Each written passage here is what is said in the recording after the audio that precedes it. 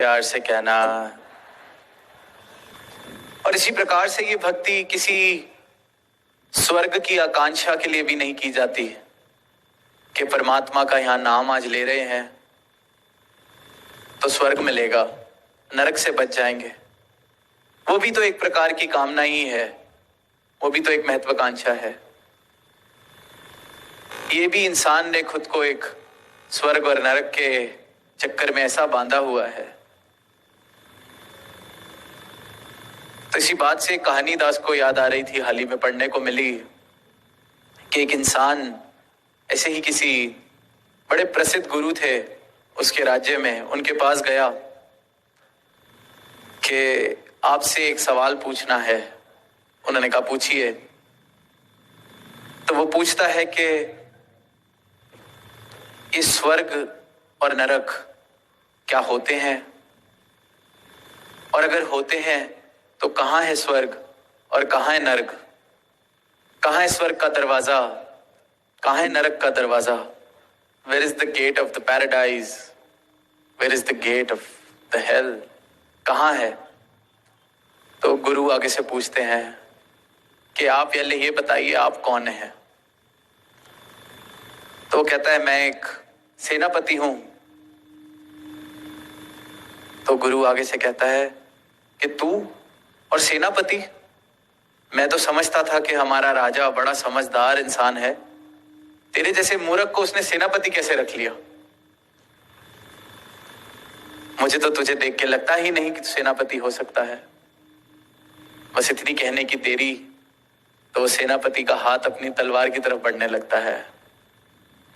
आगे से गुरुजी कहते हैं अच्छा तलवार भी लाया है, पर तेरी तलवार से मुझे खास उम्मीद नहीं लगती। जैसा तू सेनापति वैसे ही तेरी तलवार, धार नहीं होगी तेरी तलवार के अंदर, कुछ नहीं कर सकेगी मेरा। और बस तलवार बाहर निकलने लगती है तो आगे से गुरुजी कहते हैं here is the gate of hell, कि ये रहा नरक का दरवाजा। और सेनापति बस इतनी सी बात सुनता है, वापस तलवार को डालने लगता है म्यान में और झुकने लगता है चरणों में। तो आगे से कहते हैं here is the gate of heaven, here is the gate of paradise, कि ये रहा स्वर्ग, ये रहा स्वर्ग का दरवाजा। तो इंसान अपना स्वर्ग अपना नरक अपने साथ लेके चलता है। ये हमारा चुनाव है कि मैंने अपना समय अपना जीवन स्वर्ग में बिताना है या नरक में बिताना है। और जो नरक में इस तरह का जीवन जीने में इतना आदी हो जाता है, उसको फिर आनंद के सरोवर में भी बिठा दिया जाए, वो वहां भी नरक बना लेगा। ऐसे किसी इंसान को उठा के जो कहानियों में हम स्वर्ग सुनते हैं वैसे स्वर्ग में भी भेज दिया जाए, वो उस जगह को भी नरक बना लेगा, क्योंकि नरक तो उसका अपने साथ चलता है। और इनके संत जिनके जीवन में इनके चरणों की भक्ति है, आनंद है इस भक्ति का, सुकून है अंतर मन का, उनको कहीं भी भेज दिया जाए वो वहां स्वर्ग बना लेते हैं, क्योंकि स्वर्ग अपने साथ लेके चलता है एक ब्रह्म ज्ञानी।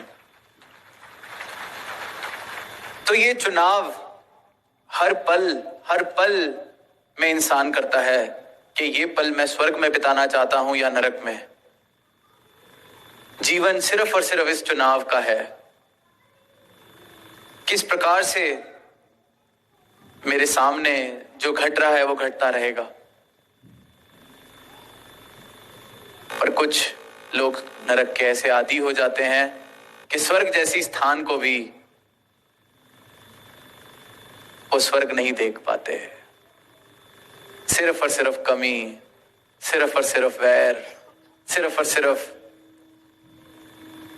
नाशुक्राना, शिकायत, सिर्फ और सिर्फ इन्हीं भावों से युक्त रह के सुंदर से सुंदर वातावरण में भी नरक जैसा जीवन जीते रहते हैं। और बस यही भेद इस सत्य के साथ जीवन से खुल जाता है कि ये सत्य जब जीवन के पल पल में आ जाए तो पल पल में वो इंसान जिसकी लिव इस निरंकार से जुड़ी है, इस सत्य से जुड़ी है, इस परमात्मा से जुड़ी है, वो पल पल में स्वर्ग का चुनाव करता है। इसी चेतनता को सबसे उत्तम कहा गया है। इस सत्य की तरफ जो चेतन है, इस परमात्मा की तरफ जो चेतन है, इस निरंकार की तरफ जो चेतन है, इस परम सत्ता की तरफ जो चेतन है, पल पल में चेतन है, यही तो सिमरन है। श्वास श्वास सिमरो गोविंद, कि श्वास श्वास में इस परमात्मा का एहसास, श्वास श्वास में इस सत्य का एहसास। जब श्वास श्वास में सत्य बस जाएगा तो नरक का चुनाव कोई कैसे करे? कैसे कोई फिर नरक को चुनेगा? क्योंकि वही बात कि जाति, वर्ण, कुल, इन सब की तो लड़ाइयां और इन सब की तो झगड़े हैं। मेरा किसी ने ख्याल नहीं किया, मुझसे ज्यादा किसी और को पूछ लिया, मुझसे पूछे बिना किसी ने ये कर दिया, मेरी तरफ देखा नहीं। सिर्फ और सिर्फ अहंकार, अहंकार को ठेस पहुंचती है तो नरक में पहुंच जाता है इंसान। और जिसको ये सत्य समझ आ जाए, अपनी सच्चाई समझ आ जाए, ये परमात्मा के दर्शन करके अपना मूल पहचान ले, जो फिर किस बात का अहंकार वो करेगा, किस बात का नरक उसके जीवन में रह जाएगा, किस बात की वैर। तो ये वैर की दीवारें, नफरतों की दीवारें, अहंकार की दीवारें गिरने लगती हैं तो जीवन में स्वर्ग स्थापित होने लगता है, घर घर में स्वर्ग स्थापित होने लगता है। तो इसी अरदास के साथ, इसी मनोकामना के साथ दास इजाजत चाहेगा कि हर एक घर में स्वर्ग का नक्शा बने। इस प्रकार से जीवन में भक्ति सबके आए, इस प्रकार से जीवन में ये मानवीय गुण, सदगुरु की शिक्षा इस प्रकार से जीवन में आए कि घर घर में स्वर्ग, घर घर में सुकून, हर एक इंसान एक आनंदमय, प्रेम से भरा हुआ जीवन जीता चला जाए। प्रेम ले भन्नोस आनंद।